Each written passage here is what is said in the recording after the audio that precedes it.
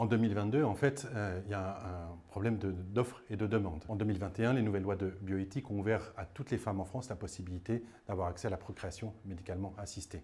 Les femmes qui vivent en couple avec un homme, mais aussi désormais les femmes qui vivent en couple avec une femme et les femmes seules. L'augmentation de cette demande ne s'est pas traduite par une augmentation du nombre de donneurs, et donc il y a un enjeu majeur à recruter de nouveaux donneurs pour éviter que les files d'attente ne s'allongent. De quoi? Non, c'est pas à toi que je parlais. Vous ne voulez pas faire d'enfants? Faites des parents, vous ferez des heureux. La campagne Faites des parents est née de deux insights. Le premier assez fort qui est de dire que donner ses gamètes, finalement ce n'est pas faire des enfants, c'est faire des parents. Et c'est un insight qui résonne beaucoup chez les personnes en attente d'un don.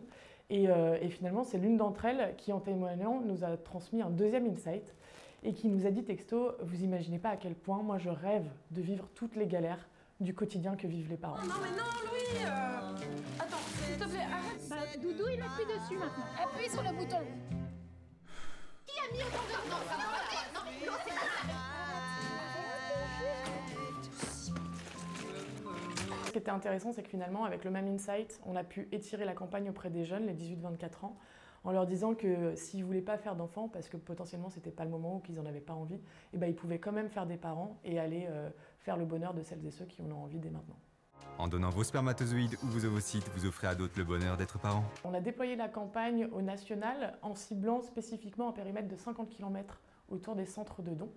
Et elle a pris vie en télé segmentée, en télé replay aussi, en affichage bien sûr, en radio, en presse spécialisée. Et on a aussi bien sûr composé ça avec des relations presse et de l'e-influence en surplus du plan média. Il y a beaucoup d'indicateurs qui nous permettent de mesurer l'efficacité de la campagne. Il y en a deux que je retiens en particulier.